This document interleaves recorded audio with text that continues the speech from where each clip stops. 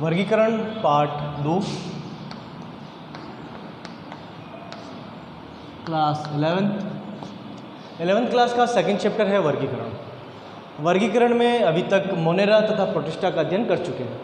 आज स्टार्ट करेंगे इस लेक्चर में फंजाई और कोशिश करेंगे आज के इस लेक्चर में और अगले लेक्चर में दो क्लास में फंजाई पूरा हो जाए। यहाँ पर जो तीसरा संघ है फंजाई, जिसमें सभी कवक सम्मिलित हैं।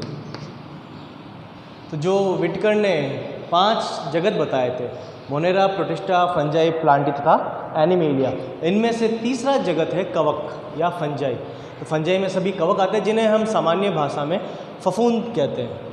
ये लगभग सर्वव्यापी है।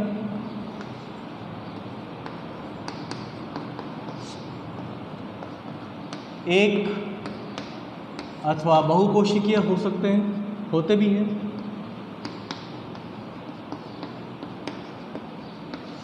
साथ ही यह विषमपोषी होते हैं। अपना भोजन स्वयं नहीं बनाते। सभी कवक विषमपोषी होते हैं। ये एक कोशिकीय भी होते हैं, बहुकोशिकीय भी होते हैं, विषमपोषी होते हैं। विषमपोषी में ये परजीवी अथवा मृतोपजीवी हो सकते हैं। कुछ ऐसे भी हैं जो परजीवी होते हैं, जो गेहूं में, सरसों में रोग उत्पन्न करते हैं, उनकी पत्तियों पर धब्बे उत्पन्न करते हैं। तो कई सारे ऐसे कवक हैं जो रोग उत्पन्न करने वाले हैं। कई सारे ऐसे भी कवक हैं जो मरे हुए, सड़े गले कार्बनिक पदार्थ पर पोषण प्राप्त करते हैं, उनसे पोषण प्राप्त करते था, उन्हीं पर वृद्धि करते हैं। जैसे बारिश के मौसम में हम जो छत्रक देखते हैं, जो कुछ इस प्रकार की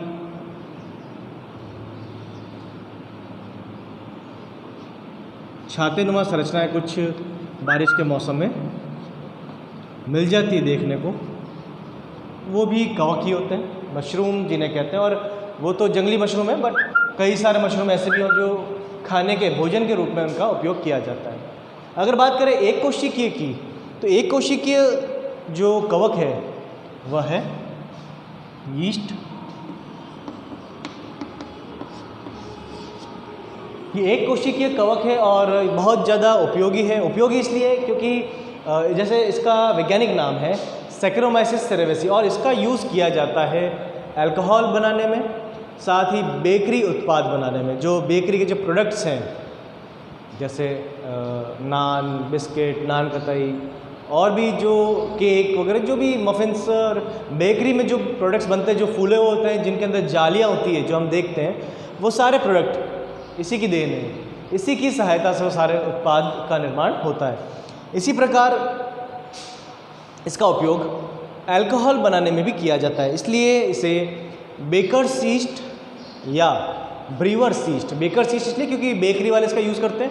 ब्रीवर्स यीस्ट इसलिए क्योंकि जो बेवरेजेस हैं, जो ड्रिंक बनाते हैं, पेय पदार्थ बनाने वाले लोग भी इसका उपयोग करते हैं। इसी कारण इसे ब्रीवर्स यीस्ट भी कहते हैं। इसका नाम है सैक्रोमाइसिस सेरेवेसी। सैक्रोमाइसिस सेरेवेसी इसका वैज्ञानिक नाम है।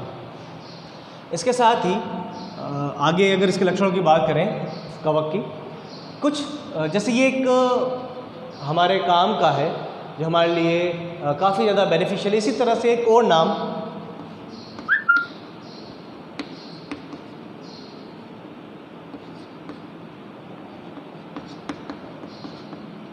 पेनिसिलियम। पेनिसिलियम भी बहुत ज़्यादा यूज़फुल है, वैज्ञानिक नाम है। सबसे पहले जो एंटीबायोटिक बनी थी विश्व की, जो बनाई गई थी अलेक्जेंडर फ्लेमिंग द्वारा, उसका निर्माण इसी से हुआ था। तो कवक ही है जो हमें कई सारे बैक्टीरिया से, कई सारे जीवाणुओं से बचाती है, क्योंकि जो एंटीबायोटिक है वो बैक्टीरिया को मारने का काम करती है। तो जो फर्स्ट एंटीबायोटिक बनी थी वो इसी से बनी थी, और आगे भी कई एंटीबायोटिक की खोज हुई, जिनकी खोज कवक से हुई है, जो कवक से प्राप्त होती है।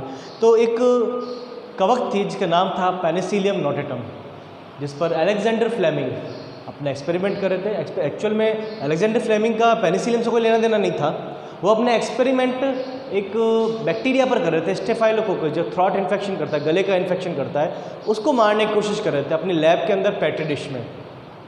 लेकिन उन्होंने ये देखा कि कुछ समय पश्चात उस पेट्री डिश में जो संवर्धन माध्यम था वहाँ पर पेनिसिलियम ने ग्रो कर लिया, पेनिसिलियम ने बढ़ना शुरू कर दिया, और जिन स्थानों पर पेनिसिलियम बढ़ रहा है उन स्थानों पर वो बैक्टीरिया समाप्त हो चुका है। उसका कारण उन्होंने पता किया तो पता चला उससे एक केमिकल निकलता है और वो केमिकल इस बैक्टीरिया को मार देता है। उस केमिकल का नाम उन्होंने दिया पेनिसिलिन, क्योंकि इस फंजाई का नाम था पेनिसिलियम नोटेटम।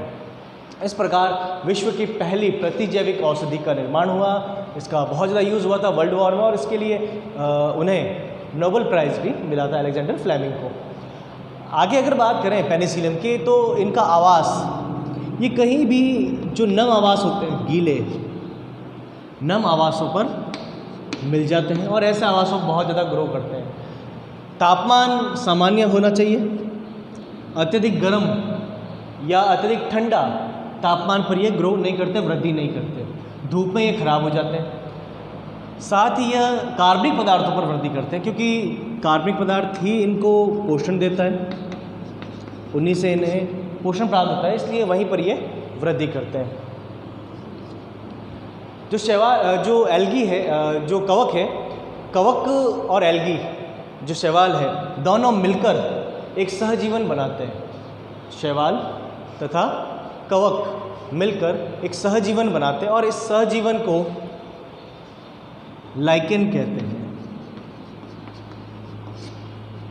तो लाइकेन एक सहजीवन है जिसमें शैवाल व कवक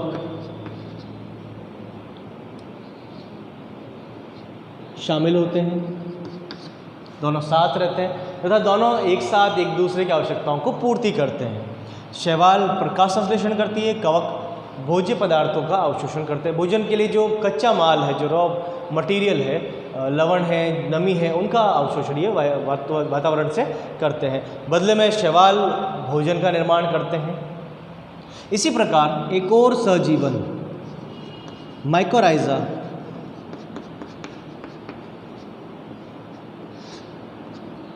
माइकोराइजा का निर्माण होता है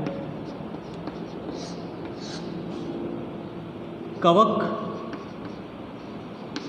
व उच्च वर्ग के पादपों की जड़ों से।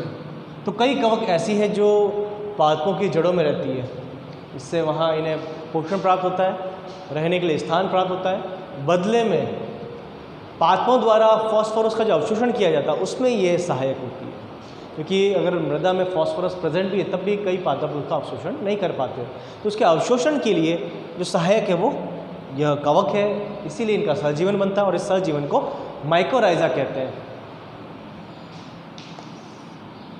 जो कवक है यह एक कोशिकीय भी हो सकती है, एक केंद्रकीय कोशिकीय की बात कर ली है, एक केंद्रकीय अथवा बहुकेंद्रकीय। यह एक केंद्र की भी हो सकती है और बहुकेंद्रकीय भी हो सकती है।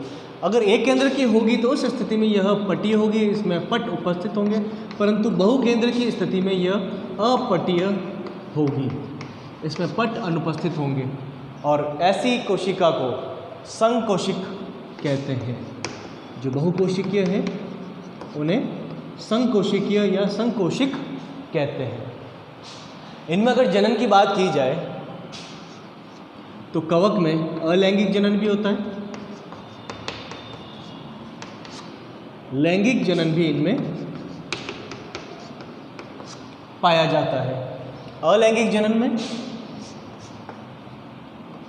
विखंडन, द्विखंडन,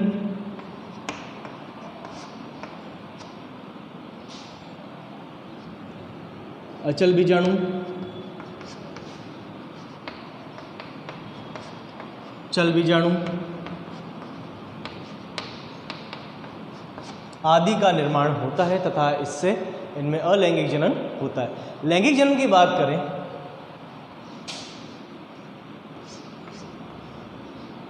तो इनमें बीजाणुओं का निर्माण होता है, युग्मकों का निर्माण होता है इनमें 2 अवस्थाएं पाई जाती है, ये इंपॉर्टेंट है थोड़ा सा। इनमें प्लाज्मोगैमी तथा कैरियोगैमी मिलती है। एक्चुअल में होता क्या है कि 2 युग्मक हैं, एक नर युग्मक, एक मादा युग्मक। युग्मक हमेशा अगुणित होते हैं। दोनों युग्मक मिलेंगे और एक कुछ इस तरह की अवस्था का निर्माण हो जाएगा। इसे कहते हैं n+n अवस्था या द्विकेंद्रकी अवस्था। यहाँ पर प्लाज्मोगैमी तो हो गई है, परंतु कैरियोगैमी अभी तक नहीं हुई है। प्लाज्मोगैमी मतलब इनका जो साइटोप्लाज्म जो कोशिका द्रव्य वो तो मिक्स हो गया है, फ्यूज हो गया दोनों का, युग्मकों का, परंतु यहाँ पर दोनों के न्यूक्लियस केंद्रक एक दूसरे से अभी भी पृथक है। इसके पश्चात दोनों के केंद्रक मिल जाएंगे और एक 2n सेल का निर्माण होगा, 2n कोशिका का निर्माण होगा। इस अवस्था को कहते हैं कैरियोगैमी। कैरियोगैमी के बाद में जो 2n बना है, इस 2n में अब अर्धसूत्री विभाजन होगा और पुनः जो बीजाणु बनेंगे वह बीजाणु n हो जाएंगे। इस प्रकार पुनः इनमें अगुणित बीजाणुओं का निर्माण हो जाएगा। अब इनके प्रकार, इनमें जो बीजाणु बनते हैं, बीजाणु कई प्रकार के बनते हैं, जैसे इनमें एस्कस बीजाणु भी बनते हैं, इनमें बेसिडियम बीजाणु भी बनते हैं। तो बीजाणुओं के प्रकार के आधार पर, इनके अन्य कुछ संरचनाओं के आधार पर इन्हें अलग अलग भागों में बांटा गया है, जैसे एस्कोमाइसिटीज, बेसिडियोमाइसिटीज, ड्यूटेरोमाइसिटीज, तो फाइकोमाइसिटीज। ये कुछ 4 नाम जो हैं ये NCERT के बुक में दे रखे हैं और इन्हीं को नेक्स्ट लेक्चर में डिस्कस करेंगे।